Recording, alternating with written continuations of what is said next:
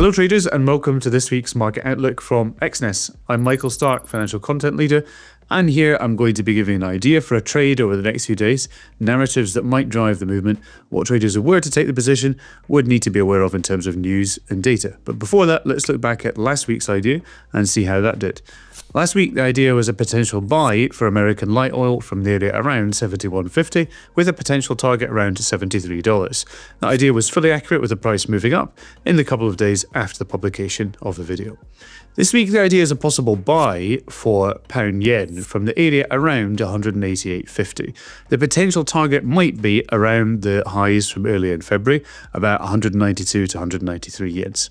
This idea is probably more for the medium term, and it might be more reliable if the price first goes down to retest the area around 188 and then moves to bounce after that. It's possible also that it could continue further above 192 into the further future.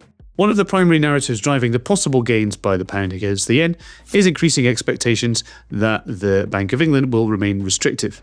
We can see that British inflation, in terms of the annual headline figure for January, was unexpectedly high at 3%. That seems to reinforce the impression that the Bank of England will only cut twice more this year.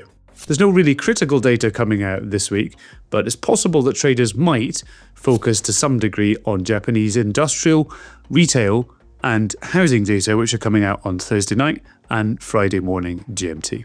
In summary, the idea this week is a potential buy for pound yen with a possible target around 192 to 193.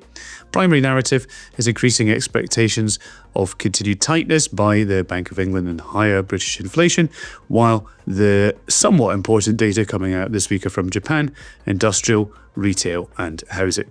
Please remember that this is just an idea for a trade. It's not a signal. It's not a guarantee of success. You always need to do your own research and manage risk.